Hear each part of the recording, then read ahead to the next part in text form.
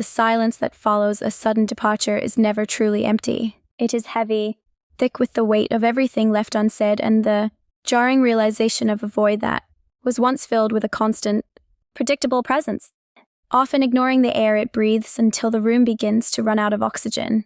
In the intricate dance of human connection, availability is the oxygen we take for granted until the supply is cut off without warning. For a long time, you were the constant, the reliable shadow, the voice that answered before the second ring.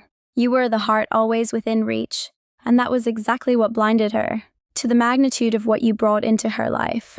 It is a fundamental law of psychology that we do not value what is abundant. We value what is scarce, what is fleeting, and what we are on the verge of losing forever. That night, when the sun dipped below the horizon and the shadows began to stretch across the floor of her apartment, the silence didn't just sit there. It began to scream.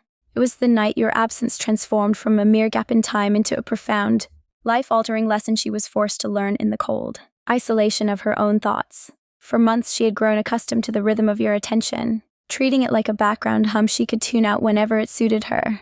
But when that hum stopped, the resulting quiet was deafening. This is the phenomenon of loss aversion in its most raw and visceral form, the psychological pain of losing. Something is twice as powerful as the joy of gaining it. And as she sat there, staring at a phone that refused to light up, the reality of that loss began to sink its teeth into her soul. She had always believed she held the reins, that she was the one who decided the pace and the distance. But she failed to realize that power in a relationship is often held by the one most willing to walk away. By remaining, by being the one who always stayed, you had inadvertently lowered your own perceived value in her eyes. You became a permanent fixture rather than a precious gift.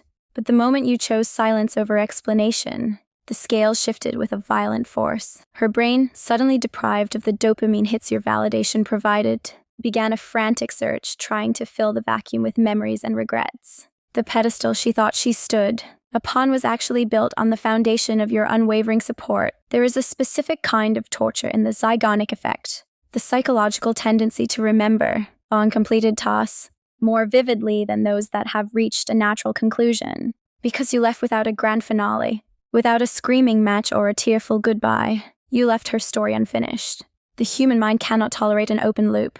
She found herself replaying every conversation, her thoughts circling like a hawk over a landscape that had suddenly become barren. The facts of human behavior are cold. We are wired to crave what we cannot have. The more you withdrew, the more her desire to pull you back intensified, turning casual indifference into a desperate, aching need for closure that would never come. As the hours ticked by, the lesson began to take a more permanent shape, carving itself into the architecture of her understanding.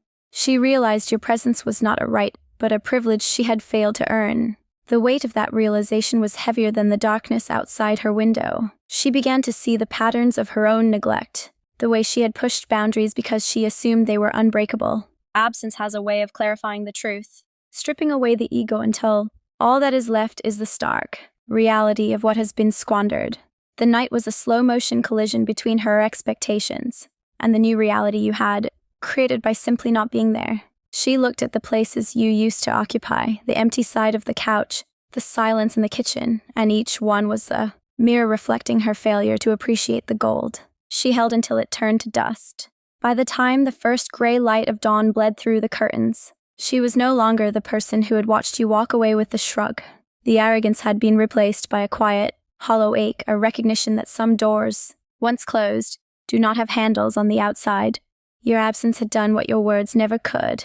It had forced her to confront the vacuum of her own making. She finally understood that the most powerful thing a person can do is to know when their presence is no longer being honored, and to have the strength to let their absence speak the truths that were ignored when spoken aloud.